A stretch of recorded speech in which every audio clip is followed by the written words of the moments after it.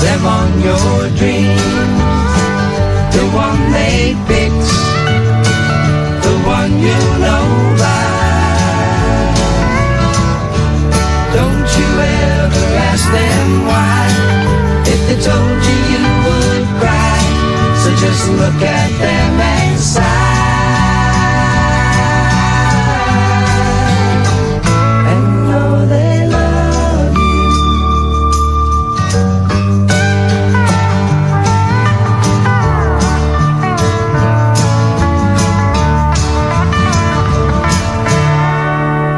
Sounds on Saturday. A timeless classic from the days gone by. Crosby, Stills, Nash and Young. Teach your children. Hear, hear. Very apt, actually, given how Joe had dedicated most of his life to education and dissemination of knowledge, be it on television or at college. He did what he was passionate about. Instructive here is to live your life to the fullest and don't let tomorrow take too much of today. Tomorrow is promised no one. Tomorrow is not a contract. We are all on this world on a visit, and it's often much later than we think. Joe's last and, shall we say, final moments were not easy ones as he battled the side effects of stroke. We rest consoled, however, in our belief that way over yonder, there is no more pain.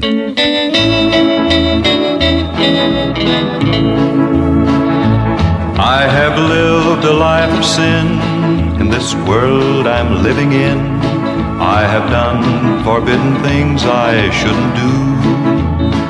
I asked a beggar along the way if he could tell me where to stay, where I could find real happiness and love that's true.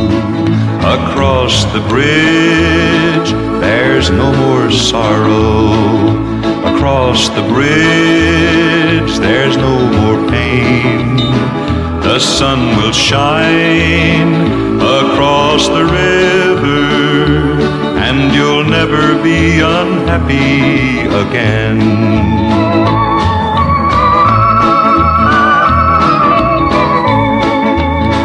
Follow the footsteps of the King till you hear the voices ring. They'll be singing out the glory of the land. The river Jordan will be near. The sound of trumpets you will hear, and you'll behold the most precious place ever known to man.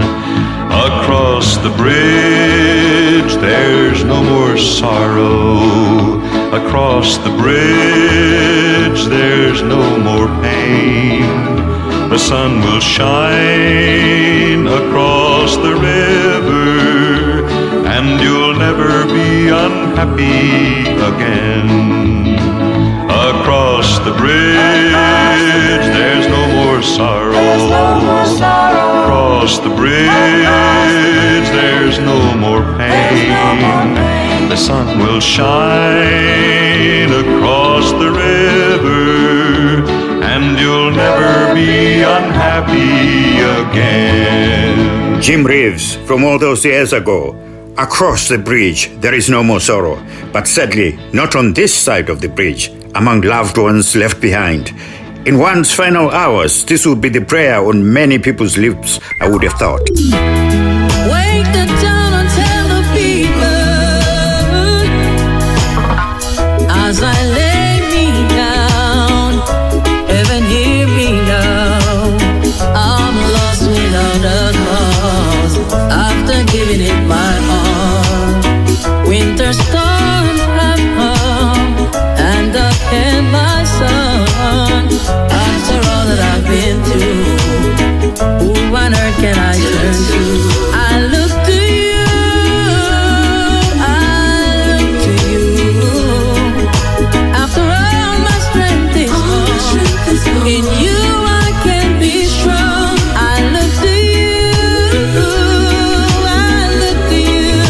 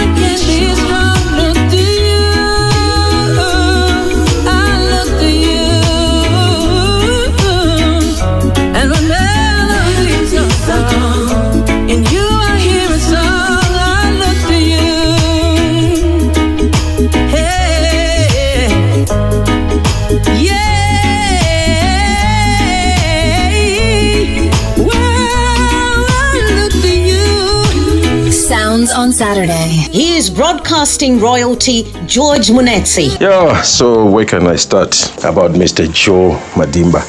Yeah, you know what? There was news readers, and then there was news readers, and then for me, John fell into the latter. And I'm not trying to disparage the news presenters who came before him, but he was like, you know, that proverbial bolt out of the blue. He's somebody that made you pay attention to the news in a new way that wasn't prevalent before. Even people that were not interested in the news before that, suddenly, you know, they'll sit up and listen when Joe was on the radio, because he started off on the radio before he was on TV, you know. Where before one would go through the news with a cursory glance, you know, with a passive attitude before, you know, Joe Madimba made one to pay attention. He had that gravitas and aura, you know, that came through the airwaves even before you met him, or even before you saw what he looked like, you know, since he was initially on radio, like I mentioned earlier. And I believe it was those qualities that saw him being thrust before the news TV cameras, you know, in such a short period of time. Usually before somebody was on TV back then, you know, they would be on radio for, you know, quite a, you know, a length of time, and then, you know, it's kind of like a promotion to be on TV. But with Joe, it was such a short time being in, you know, from being on radio to being on TV. And I think for me, Joe was the first news presenter that I heard people imitating, you know. Media people that often would be imitated were radio DJs, you know, because everybody wanted to be a radio DJ or radio presenters as they are known now. But here was a newsreader, you know, who spawned imitators from the listeners. Because I had a friend of mine, we were in school together, we were in the, you know, at work together.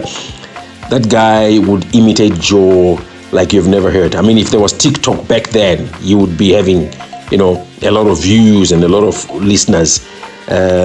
He loved Joe Madimba. He wasn't even a news person. He wasn't a radio person. But because of something in Joe, you know, this guy would be imitating Joe day and night. You know, may his soul rest in peace. I don't know if that means, you know, anything much to you that he was being imitated, but it certainly, you know, does for me, or it did for me, being a person from the media.